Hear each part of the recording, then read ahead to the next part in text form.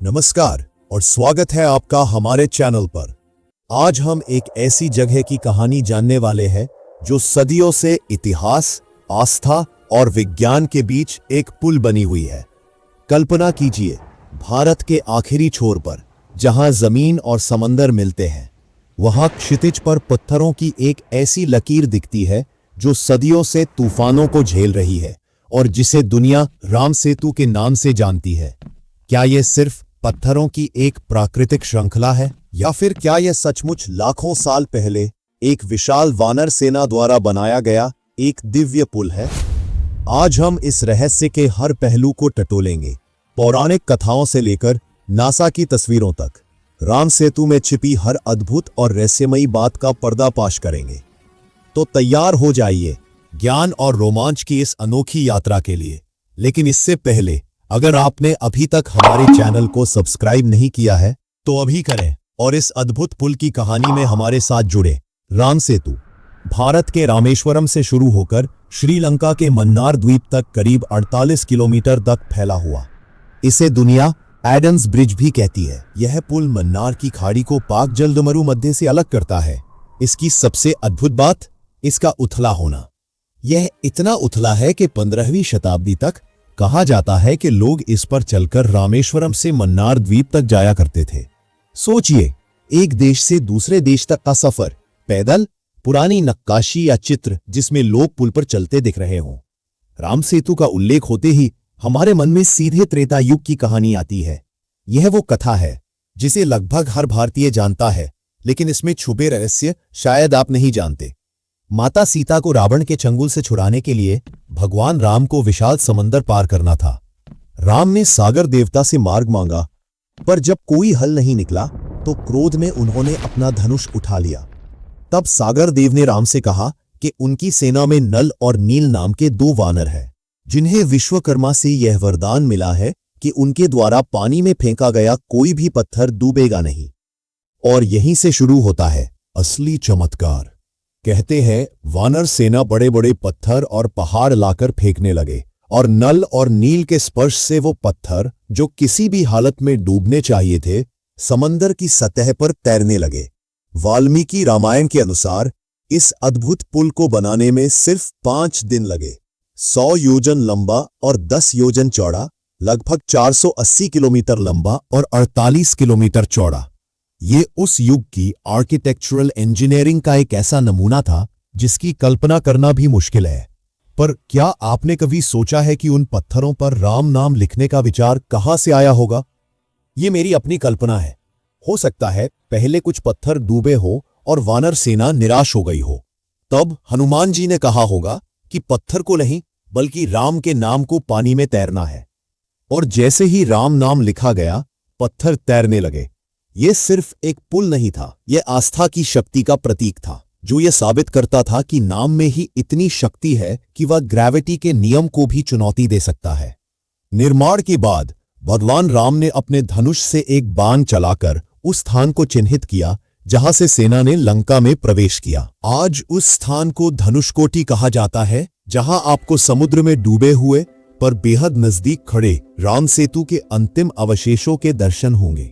कई सदियों बाद भी रामेश्वरम में आज भी ऐसे पत्थर मिलते हैं जो पानी में तैरते हैं। हमने खुद इन पत्थरों को देखा है। यह सिर्फ एक पौराणिक कहानी नहीं है, यह एक ऐसा रहस्य है जो आज भी जमीन पर मौजूद है। अब आते हैं सबसे बड़े सवाल पर।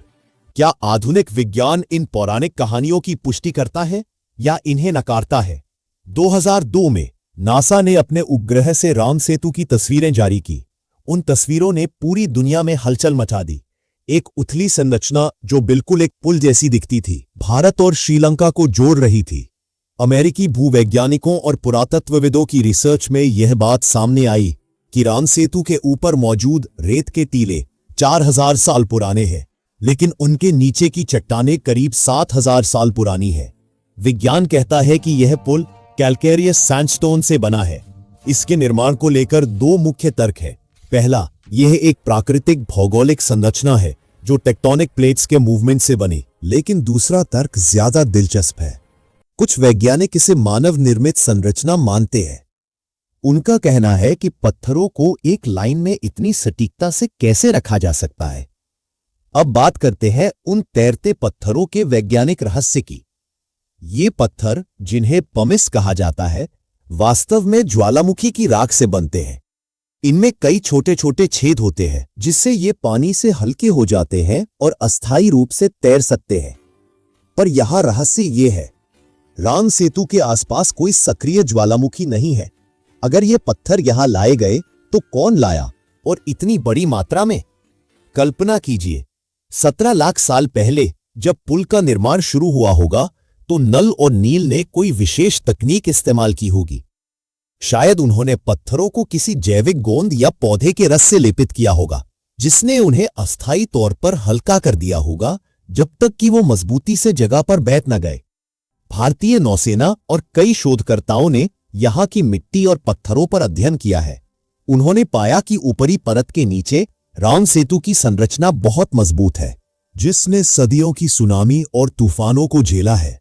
इससे एक बात स्पष्ट होती है, चाहे यह प्राकृतिक हो या मानव निर्मित, राम सेतु एक असाधारण भौगोलिक घटना है जिसकी कहानी लाखों साल पुरानी है।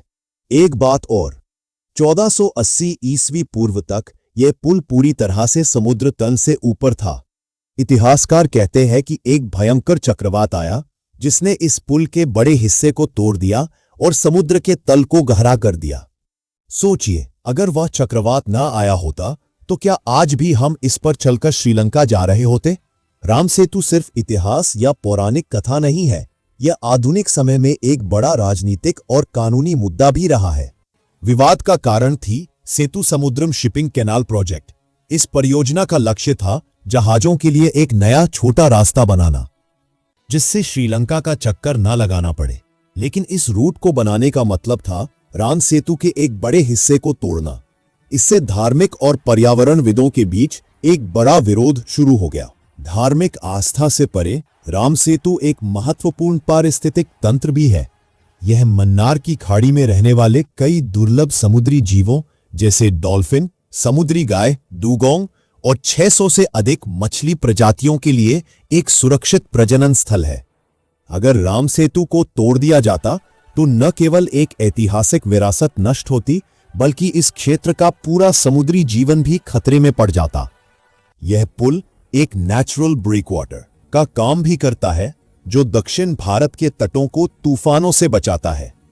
कानूनी लड़ाई और जनविरोध के कारण सुप्रीम कोर्ट ने इस परियोजना पर रोक लगा दी।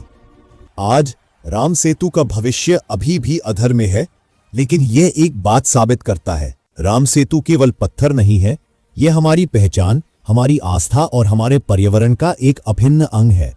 यह अद्भुत है कि लाखों साल पहले बनी एक संरचना जो पौराणिक कथाओं में अमर है, आज भी आधुनिक विज्ञान और राजनीति को चुनौती दे रही है। राम सेतु का सबसे बड़ा रहस्य यही है कि यह हर युग में हर व्यक्ति के लिए एक अलग कहानी कहता है। तो क्या राम सेतु भगवान राम का बनाया पुल है या प्रकृति का एक चमत्कार? इसका जवाब शायद दोनों है।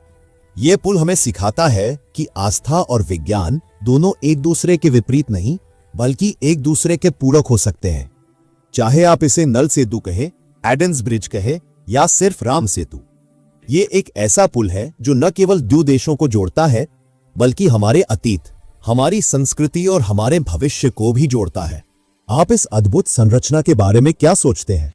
क्या यह मानव निर्मित है या प्राकृतिक? हमें नीचे कमेंट बॉक्स में अपने विचार जरूर बताएं। अगर आपको ये वीडियो पसंद आया तो इसे लाइक करें, शेयर करें और ऐसे ही अद्भुत और रहस्यमयी विषयों पर और वीडियो देखने के लिए हमारे चैनल को सब्सक्राइब करना ना भूलें। मिलते हैं अगले वीडियो में। जय श्री राम।